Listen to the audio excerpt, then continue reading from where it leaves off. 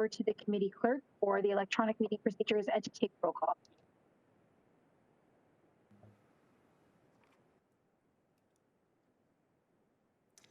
Good morning. My name is Sabrina Valou. I am the Committee Clerk for Government Relations Committee. I'm going to provide a brief protocol for electronic participation. This meeting is being live streamed. In order to ensure that this meeting remains accessible to the public, the meeting will be recessed for 15 minutes if the live stream interrupts or fails. Staff will work to get the live stream up and running as soon as possible, and we will keep Council advised. We are conducting this meeting using WebEx. The recommended WebEx meeting display is the stack or side-by-side view layout to ensure you have a full view of the presentation slides and other meeting materials. If you would like to request to speak, please raise your hand in WebEx or send an email to council@peelregion.ca. Members participating electronically that need to leave the meeting, please send an email to council@peelregion.ca. If you leave the meeting, you will be marked absent for any votes thereafter. Recorded votes are not allowed at committee meetings. The committee chair will call for any objections. If you have an objection, please unmute your microphone and indicate your objection. If no objections are stated, the motion will be deemed to be approved. We shall now commence the meeting with roll call. Please indicate your presence verbally when called upon. Mayor Brown. Here. Thank you. Mayor Crombie. I'm present, thank you. Thank you. Councillor Dasco. Here. Thank you. Councillor Dillon. Present. Thank you. Councillor Downey. Present. Thank you. Councillor Groves. I'll circle back. Regional Chair Ianika. Here with greetings to the minister. Thank you. Chair Innes. Good morning, President. Councillor Palashi. Good morning. Thank you.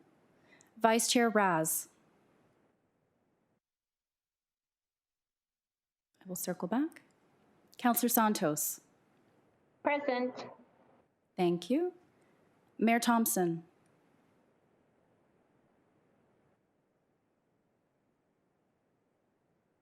Present. There you are. Thank you. Councillor Vicente. I'm here. Thank you. And just to circle back, Councillor Groves. Absent. And Vice Chair Raz. Okay, thank you. I will now pass the meeting back to Chair Innes to preside over the remainder of the meeting. Thank you, Sabrina. Are there any declarations of conflicts of interest? Hearing none, can I have a motion to approve the agenda? Moved by Mayor Crombie. All those in favor? Any opposed? That's carried, and we'll start right into our delegations. And I welcome the Honourable Sylvia Jones, Minister. Thank you for joining us today. And Ms. Jones is here to give us an update on provincial matters. I'll turn it over to you. Thank you, Councillor Innes. There are two areas of particular concern I am interested in raising with your committee today. So thank you for allowing me to join you. While we know that the fight against COVID-19 isn't over just yet. Pardon me, but your volume is a bit low, Minister. Is that better? Confirm that you're comfortable with that sound, or do I have to put headsets on? I can hear you fine. Are there any other difficulties? I think I'm good too. She sounds fine. Yeah, please proceed, Minister. Thanks. So while we know that the fight against COVID-19 isn't over just yet, Ontario continues to make tremendous progress on the vaccine front, and we can all be proud of the progress we've made together. Ontario's immunization program is a monumental mission. We have laid the foundations to ensure it remains successful as more vaccines become available and we scale up our rollout to fully immunize more people every week. We also want to take a moment to express thanks and appreciation for the support and hard work of the Region of Peel as we continue to fight COVID-19 and its variants together. We can only win this battle together in unity. We have repeatedly seen how municipal staff, especially those in public health and community services, have quickly adapted to ensure the continued delivery of valuable frontline services and programs in our communities. Now, with the COVID-19 vaccines, we have our opportunity to take back control of this invisible threat. Our collective efforts have contributed to build a solid foundation in Ontario's vaccine rollout, allowing us to further help stop the spread of COVID-19 and protect our communities. Yesterday, Ontario reached another milestone, with over 70% of adults having received at least one dose of a COVID-19 vaccine, including 2 million Ontarians who are fully vaccinated. And I would also like to say, for the second day in a row, we have vaccinated over 200,000 people on a daily basis. With the majority of Ontario adults having received their first dose of the vaccine, we continue to accelerate second dose appointments so that more Ontarians can receive maximum protection sooner.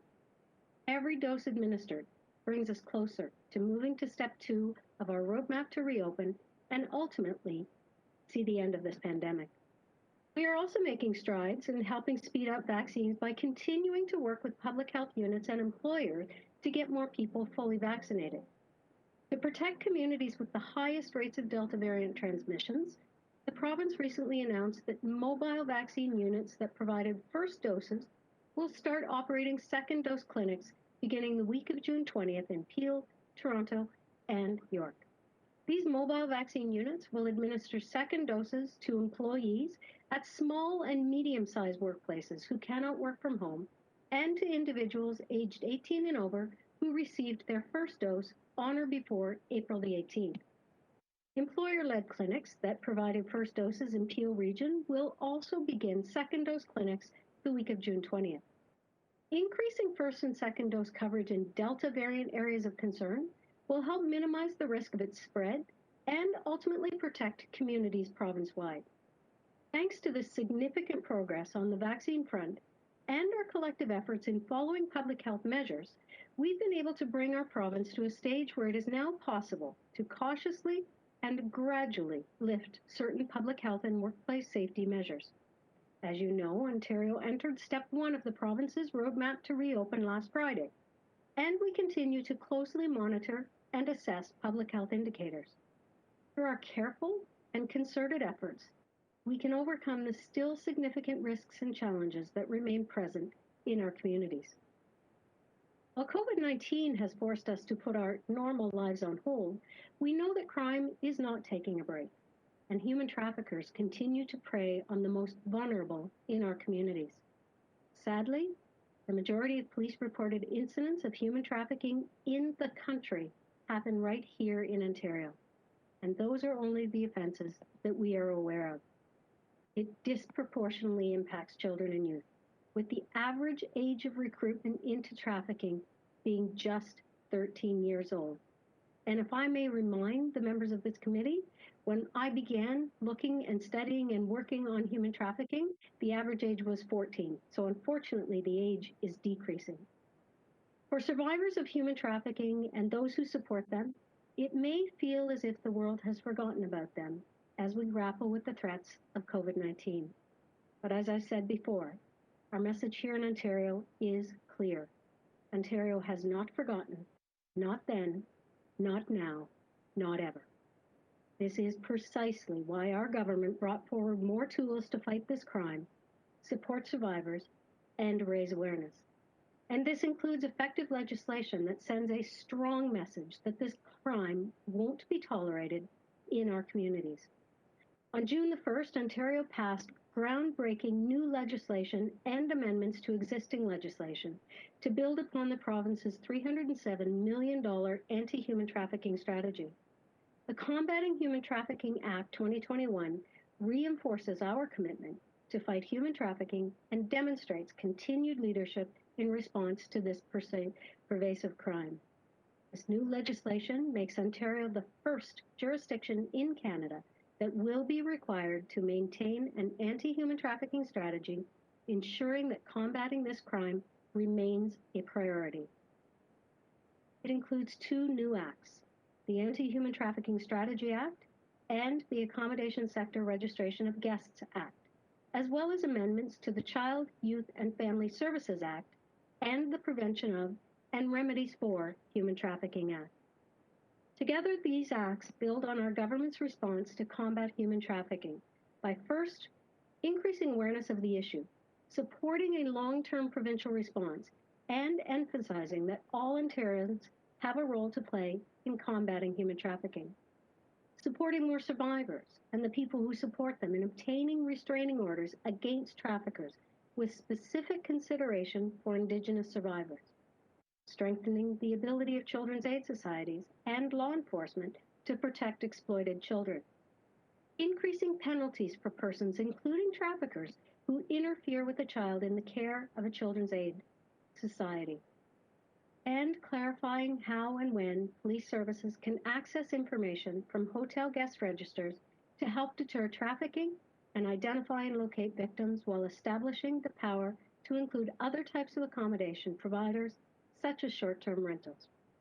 It gives law enforcement the additional tools needed to help prevent and deter human trafficking and identify and locate victims while building on the cross-government approach to support survivors, protecting victims, raising awareness, and dismantling criminal networks.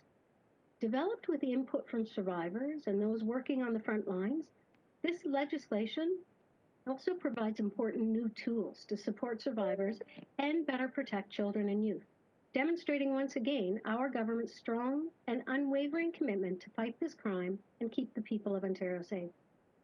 To build this groundbreaking new legislation, our government recently announced an investment of $5 million over 2 years to enhance services and supports available to victims of intimate partner violence and human trafficking through the new Victim Support Grant Program.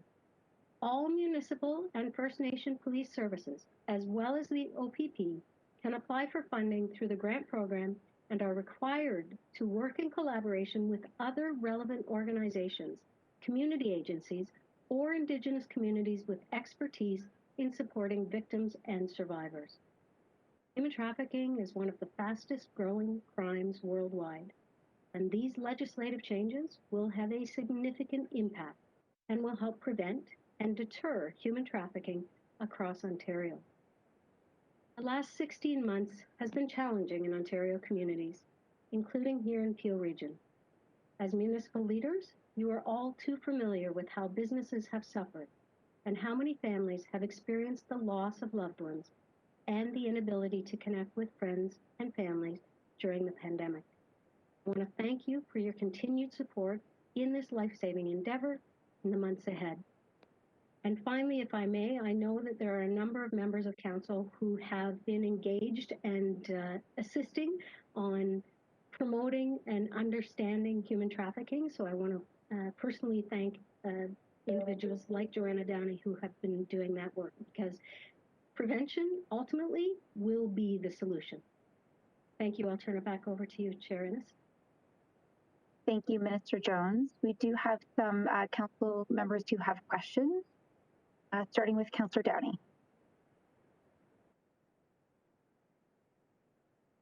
Thank you. Through you, Chair Innes, and I apologize that my video is off, but my connection is struggling this morning.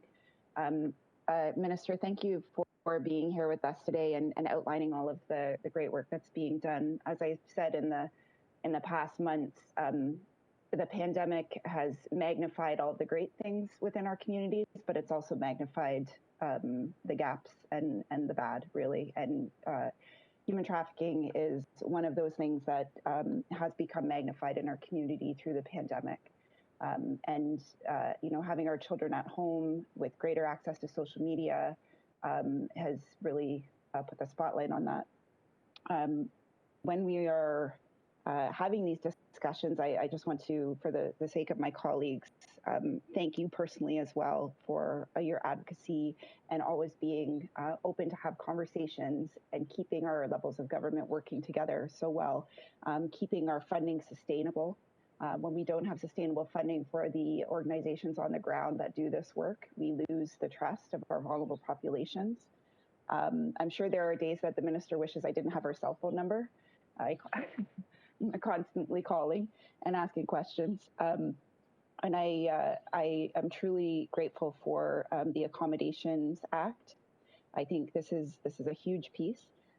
We definitely have a lot of work to continue doing, and within our pillars of our the region's human trafficking strategy, or anti-human trafficking strategy, we've really shifted and are really starting to focus on our prevention and education. And I will be leaning on you in the coming months, to work with work with the education minister and look at ways that we can incorporate some of our service providers into on-the-ground training for our teachers and educating in the classroom as well. So thank you very much for being here with us today. Yeah, if I may, Chair Ennis, so what I am probably most proud about with this legislation is that it is government-wide. So in January, we were working with the Minister of Education, because there are some school boards, frankly, that are a little further ahead in terms of educating and informing, not just teachers, but actually all staff. Anybody who is working directly with children and they see the changes and they can reach out and help. So we did a roundtable, and we have a best practices booklet that was driven by survivor-led conversations, and that is going to be shared with all boards of education. We had 2 directors of education who were part of the roundtable to make sure that what the survivor-led organizations felt was needed was able to be actually organized on the ground within the various school boards. And as you know, in Ontario, we have very, very large school boards, and we have very small ones with different assets and different resources. So that work has been done, but working with Jill Dunlop in MCCSS, working with Doug Downey in MAG, working with labor to educate and inform our labor inspectors as they go out to employee inspections. They can be eyes and ears. So, sorry, I can go on a long time about human trafficking because there are so many pieces to it, but I am most proud of the fact that it is a government-wide, multi-ministerial approach. Thank you. Thank you, Minister. Councillor Santos. Thank you, and to you, Madam Chair. Thank you, Minister, for coming in today, and also for the incredible work that is being done related to human trafficking. I wanted to just point out that human trafficking, as well as the other issue you mentioned related to intimate partner violence, they're all women's issues.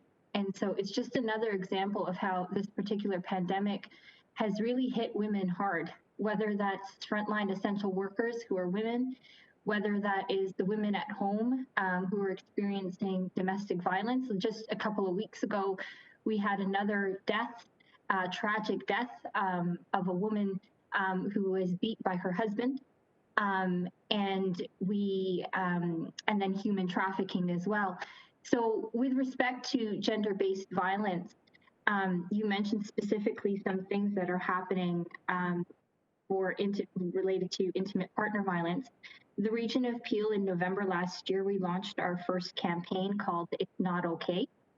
And at the end of this month, we're having a follow-up meeting with stakeholders, including women's shelters and gender-based violence experts, et cetera, on what this new campaign will look like.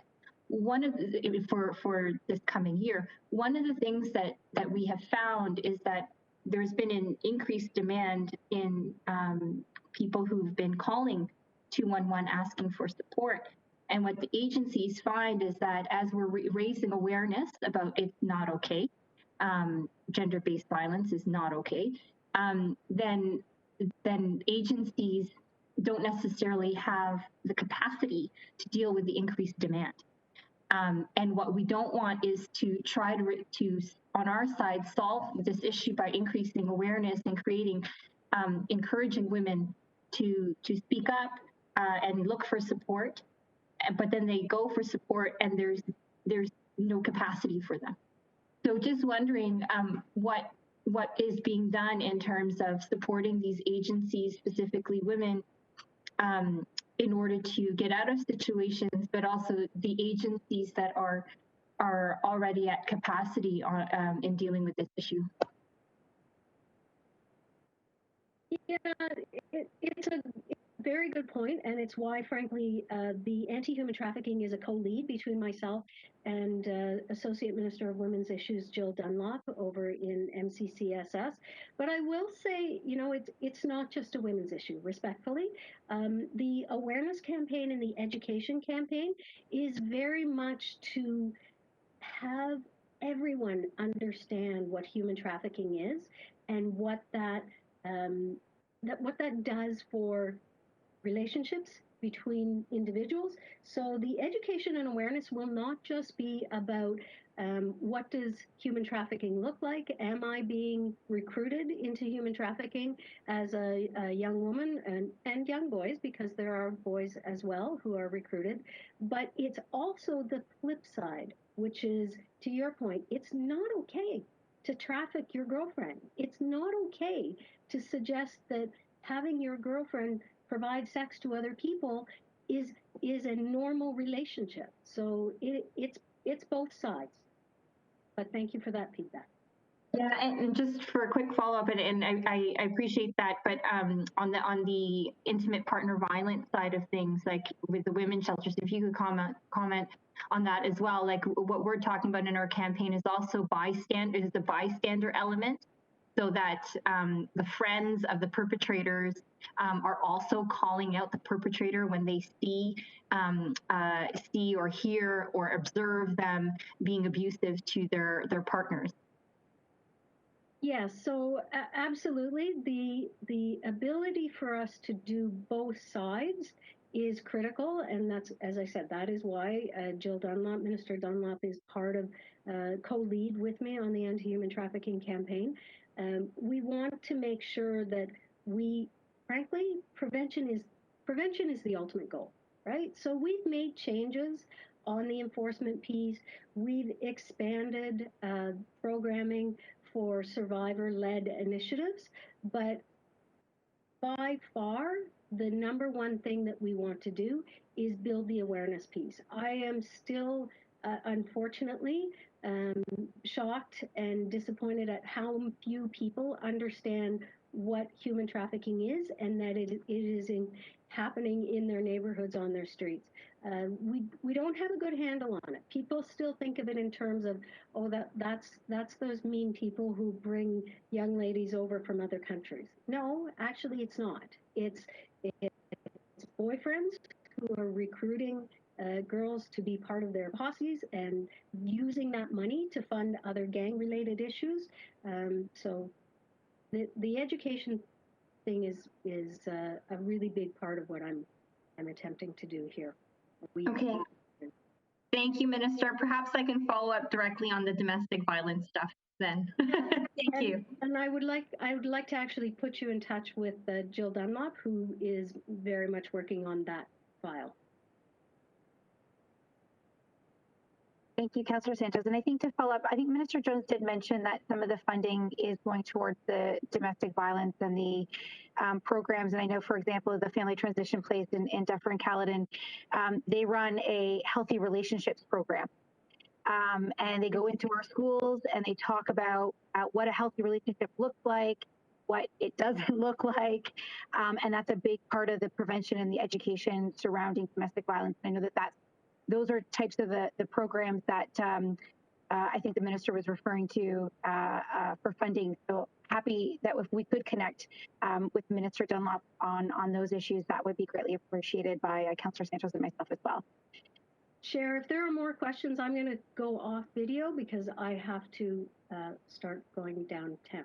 I have one more question on the board, which would be Mayor Crombie, and we understand that you have to turn the video off. Thank you, Minister. I'll be really quick, and I managed to play with my sound and turn you up, Minister, so I was more successful. So thank you again for all your work on human trafficking, and it remains a very important issue for this council, as you can see. But more work and more financial support is needed for the agencies that Councillor Santos has described, and mostly it's an issue for fair share Peel. Peel never seems to get our equitable share of funding as it's allocated, and I think most of us will feel that's true throughout funding for across all health, education related issues. So it's something to consider, the funding formula for Peel Region generally. Secondly, I wanted to congratulate you on achieving 70% of 18 plus. That is a milestone. I think that's higher than most countries in the world, including the US and Israel. That's fantastic. So that's such great news. Now we're on our way to second dose coverage. And you mentioned it's 2 million doses. I don't know what percentage that is, but I would venture it's about somewhere between 10 and 15%. So great news as well. There is a concern that we're receiving Moderna now and no Pfizer, and people are weary of mixing the cocktails, notwithstanding all our medical officers of health, including Dr. Lowe, have said it's safe because the vaccines are mRNAs and they're interchangeable. But I think we need the support of your government to send that message strongly. And maybe you can let us know if we're expecting Pfizer vaccine or not, or I know 9 million doses of Moderna just are coming in this week, but I'm not hearing whether or not there'll be any Pfizer shipments. And, you know, there are those individuals that want to stick with their one brand. So that is a concern. And then finally, you're making an announcement today. So maybe you can share with your close friends what that might be. And are you stepping up, moving forward the state phase 2, step 2 of the reopening plan? Nice try. So where do I start? Let's start with the mixing, because frankly, that is the thing that is of the biggest concern for me right now. So the NACI, National Action Advisory Council on Immunization, has made it very clear that mixing all vaccines, but in particular mRNAs, so Pfizer and Moderna, is perfectly safe and perfectly acceptable. I'll remind people, and I'm asking for your help respectfully, to tell people this, because we have had, as you would know only too well, inconsistent supply, up and down. Some weeks are wonderful, some weeks are not so wonderful. And we need people to understand that in order to tamp down the Delta variant, in order to move forward to step 2 and ultimately step 3, we need people to get fully vaccinated as soon as they are able. And so anything that you and your council can do to remind people that you now have an opportunity, if you received AstraZeneca first, to have Moderna or Pfizer second. You have an opportunity now, if Pfizer was your first dose, that you can have the other mRNA, which of course is Moderna. We do anticipate that there will be continued fluctuation with the amount of vaccine, in particular Pfizer, that is coming forward. So I need your help, and this will be part of what the announcement is this afternoon. The technical briefing is starting in a half an hour, reinforcing that clinicians, physicians, NACI, Health Canada have all said it is perfectly fine and actually preferable to mix, because that will get you your second dose faster. And I'm sorry if I forgot anything else. Oh, it's fine. We just wanted advance notice on what the announcement will be. Also, to keep in mind the formula for Peel Region, because of our exponential growth, we tend to get underfunded, and it's a campaign we like to call Fair Share Peel. So just to keep that in mind when funding agencies. And then finally, so there is some discussion in the United States whether they consider people who have had 2 different vaccines, and they haven't approved AstraZeneca, so they mean Pfizer and Moderna, whether they consider you fully vaccinated. So I'm aware that right now you can buy tickets to a Broadway show if you can prove you're fully vaccinated, but that means two doses of the same vaccine, unfortunately. And I'm also concerned that Canadians who want to travel to the United States eventually, if they show they're fully vaccinated with AstraZeneca, whether that will be acceptable to be considered fully vaccinated in the US. So many of the issues that you are raising related to vaccine passports are, of course, in the federal purview. It has been made very clear by Health Canada and NACI that AstraZeneca, Pfizer, and Moderna, in any combination, or 1 and 2 doses means you are protected upwards into the 90 percentile. And, again, I am not a doctor, but I am learning an awful lot about vaccines in the last year and or 6 months. And the efficacy that we get from a flu shot pales in comparison to the efficacy that we are receiving and the protection that our constituents are receiving by getting first and second. And we only have to look at the current hotspot Delta zones, the 7 public health units, the hospitalization rate, the serious illness rate, the ICU rates do not occur when individuals have even 1 dose. And then when you see the percentage increase of the second dose, I just implore that you reinforce the messages that the medical doctors, the clinicians, the NACI have been saying about mixing vaccines, because it is going to be an ongoing challenge when we see fluctuations, highs and lows. We've never had the amount of Moderna in Ontario and Canada that we are going to see in the next couple of weeks. Conversely, we've had a very consistent supply of Pfizer vaccine.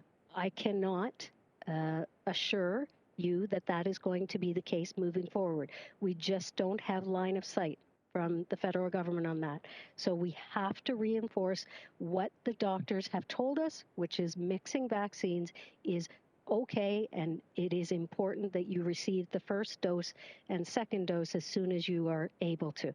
Thank you. Thank you. I'll just one quick question to follow up on Mayor Crombie's comments and questions. And Minister Jones, you did say that the concerns about traveling abroad obviously are a federal jurisdiction. And I guess just from Peel and our advocacy and really trying to push out our vaccination and to be fully vaccinated, I guess we're looking to the province to sort of be our partners in advocating to the federal government that they need to be advocating that, whether you've had AstraZeneca or Moderna or Pfizer and you've had 2 doses and whether or not they've been mixed, if you've had 2 doses of any of those 3, that you are considered fully vaccinated. Because I think that that's part of the concern that's being raised is that, we're going to travel to another country and we may not be considered to be vaccinated. And while that's not your jurisdiction, I think that we're just asking for the province's support in pushing the federal government to do a better job in advocating to ensure that that we can leave the country and we can do business, et cetera, in other parts of the world and be considered as fully vaccinated with those 3 vaccinations or a combination of them. Absolutely. And what day is it? Today's Thursday. I believe it was Monday or Tuesday. Premier Ford and myself were in conversations with other provincial territorial governments exactly to that point. So I believe that you will find that most, if not all, of the provincial and territorial governments will have a consistent ask that ensures that individuals who have been vaccinated with Health Canada approved vaccines are going to, when it is appropriate and safe to do so, able to travel freely both within the country and to our international friends and neighbors. Federally, of course, those conversations have started to happen at the G7, as I understand it, and it will continue. But we want to make sure first that we do our job at the provincial level, which is to offer, encourage, and get vaccines in people's arms. And then, because at the end of the day, that's what people want, right? They want to be fully vaccinated so that they can get back to visiting and doing all of the things that we have loved and missed over the last year and a half. Thank you, Minister Jones, very much for spending time with us this morning. We greatly appreciate it. Wish you the best of luck on your travels today. And if I can have a mover of Minister Jones's delegation, moved by Chair Anika. All those in favor? Any opposed? Perfect. Thank you, Minister Jones. Have a great day. We will now turn it over to government relations update, and the discussion will be led by Keith Mendenvik, the Manager, Strategic Public Policy and External Relations. Keith? Great, thank you, Chair Ennis, and good morning to you and to the rest of the members of the committee. It's great to see everybody today. Can we move to the next slide, please? Great, thank you. Today I'll be providing an update on a number of matters of interest since our last meeting in April. This includes some highlights from the 2021 federal budget that are relevant to the region, as well as developments on the current provincial issues. We'll also spend some time discussing recent and upcoming advocacy activities that the region has undertaken to advance our priorities with both levels of government. And lastly, with the 2021 AMO conference on the horizon, we'll outline the region's approach and key priorities that we're planning to raise at this year's delegation meetings. Next slide, please. We'll start with the federal budget, which was released on April 19th. As this was the first budget that has been delivered since the beginning of the pandemic, it's no surprise that the plan focuses on addressing the impacts of COVID-19. Support measures, including the extension of relief benefits, including the Canada Emergency Wage Subsidy and the Canada Emergency Rent Subsidy. The budget also outlines a pathway to support economic recovery and stimulus efforts, and also highlights funding for key government priorities such as infrastructure, childcare, seniors, climate change, and housing. I'll spend the next few slides touching on these priorities. Next slide, please. The budget contains a number of commitments on infrastructure and transit, as well as climate change. First, starting in 2021, the federal government has committed $22.6 billion over 4 years for Infrastructure Canada to conduct the first ever national infrastructure assessment. This assessment will help identify needs and priorities for Canada's built environment and will also provide an opportunity for the region to advocate for its fair share for federal investment. The budget also includes $1.9 billion over the next 4 years to recapitalize the National Trade Corridors Fund, which could result in new funding for Peel's highly developed infrastructure. The budget also dedicates $14.9 billion over 8 years for public transit projects across Canada, which is in line with the recommendation in the region's pre-budget submission that called for increased federal funding to support key transit and transit-related projects in Peel.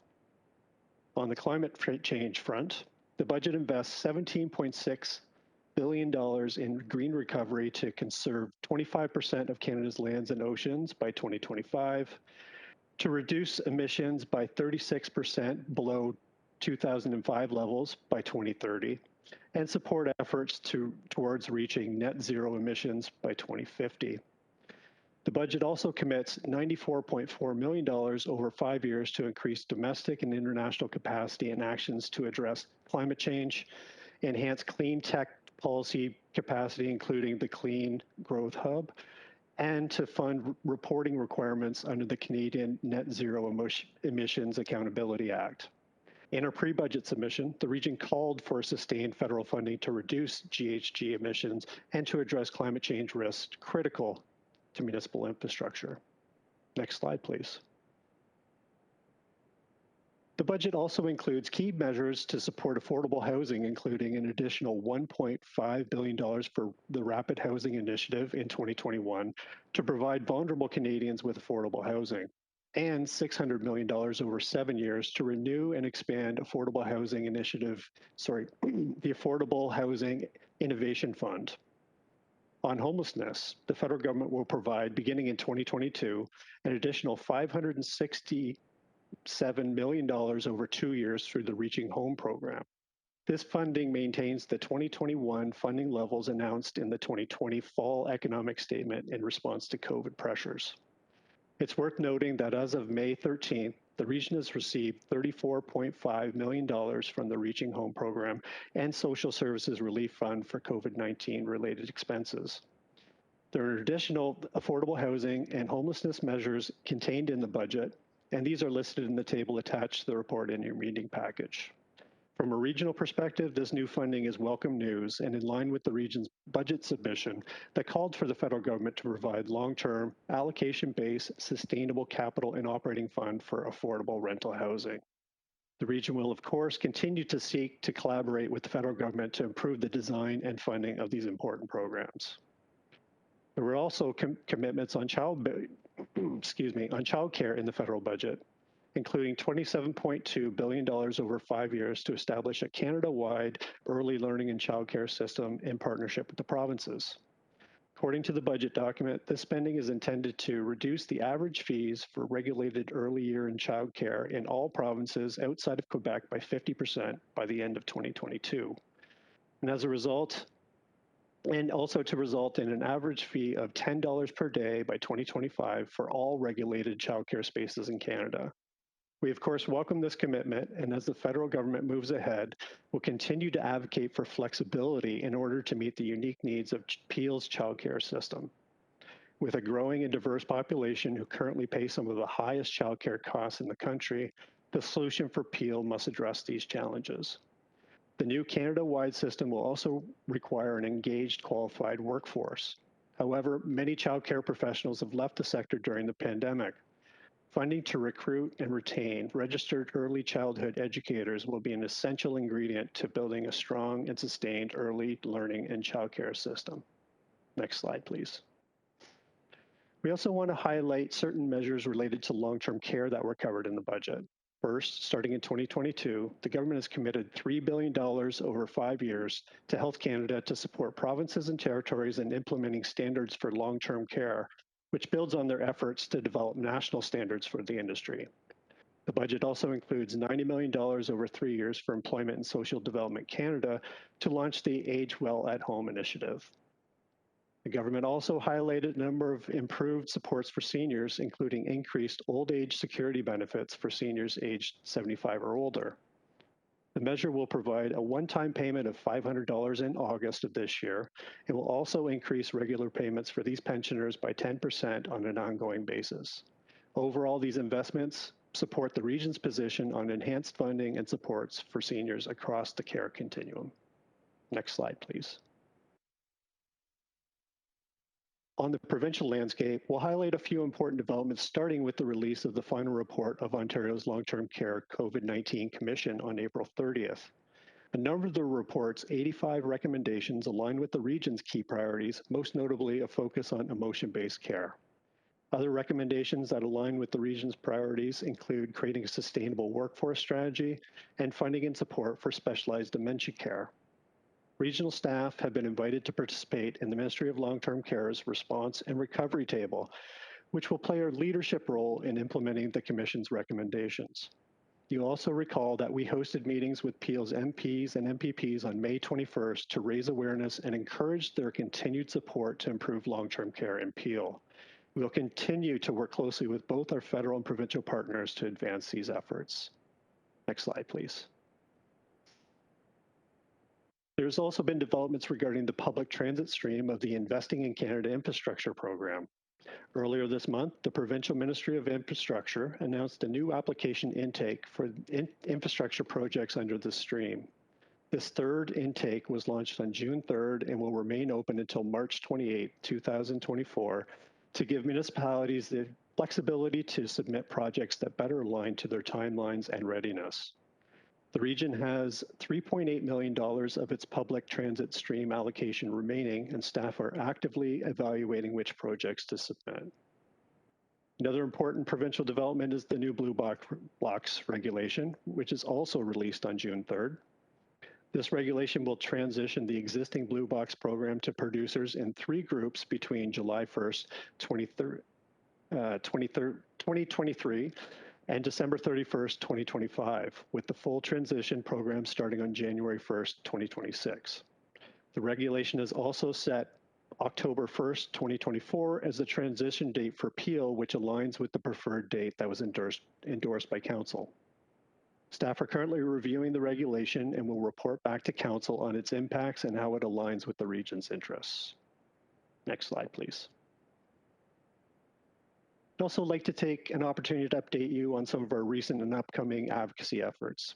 As you know, the region has persistently called for continued support for Peel's mass vaccination efforts, including asking the province to renew its hotspot strategy. The region's efforts have paid off with the province announcing a week ago the acceleration of second doses in Delta variant areas of concern such as Peel.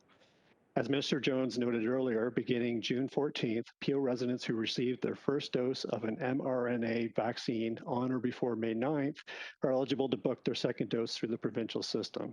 This is really good news for Peel. Increasing second dose coverage will help minimize the risk of the variant spread in our region and the rest of the province and help avoid a fourth wave. The region is not also, excuse me, the region is not only concerned with the spread of the virus within our own community, but with the introduction of new, potentially more dangerous variants from outside of our borders. On April 26th, the region wrote to Prime Minister Trudeau and Transport Minister Algebra calling on the suspension of all non-essential travel to Pearson Airport from interprovincial and international destinations until the threat of COVID-19 and its variants is sufficiently addressed.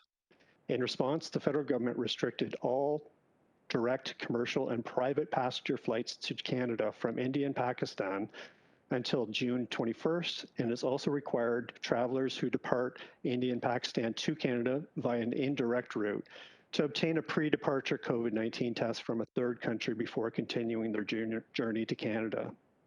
While these actions are all welcomed, we will need to continue to explore additional measures to protect our community as COVID-19 remains a worldwide crisis. We will continue to ask the federal government to maintain an effective strategy to prevent transmission from other destinations until the pandemic is effectively contained. Next slide, please. As you're also aware, even prior to COVID-19, challenges related to mental health and addiction services in Peel have been a key advocacy priority. With the pandemic highlighting the importance of providing access to adequate supports, next month, the region will be launching an advocacy and communication campaign to raise awareness on Peel's growing need for community-based services. The campaign will highlight the impacts of the lack of funding on our residents and call on an equitable funding model. Regional staff will be working with community mental health and addictions partners to support the campaign by illustrating the experiences of children, youth, and adults who face challenges accessing these important services and demonstrating the impact on our community. Next slide, please.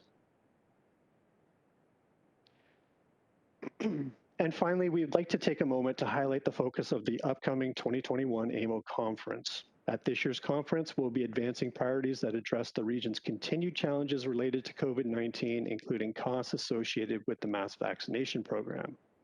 We'll also be focusing on priorities that demonstrate how the region can partner with the province on economic recovery. As we enter this recovery phase of the pandemic, we'll be looking for support to ensure sufficient revenue streams are in place, whether they're through the provincial government or other sources, such as improvements to the PILT formula. While our specific advocacy priorities are provided in more detail in the report, we've listed the main themes here for your information. Next slide, please. And as outlined in the report in your agenda package, the approach for this year's virtual conference will be similar to last year. The region has made requests through AMO to meet with 11 ministers as well as with the opposition leaders. As we prepare for the conference, we will once again host a workshop for attending councillors to run through our issues and outline our approach. The workshop, scheduled to take place on July 15th, will provide an opportunity for staff to address questions and receive your feedback as we prepare briefing notes and other supporting materials. Another opportunity to advance our issues will be the Ministers' Forum. As was the case last year, it is anticipated that AMO will request written questions in advance for ministers to address related to their portfolios. We will work with conference attendees to identify and submit questions that will help raise the profile of our issues with government, as well as with our municipal partners. And finally, as part of the region's ongoing efforts to build support of our advocacy efforts, the agenda for our upcoming quarterly briefing session for Peel's MPPs and MPs in August will once again be focused on our AMO priorities. And we'll of course share the date for this meeting once it's confirmed. Next slide, please. And with that, I'd be happy to answer any questions the committee may have. Thank you, Keith. Do we have any questions?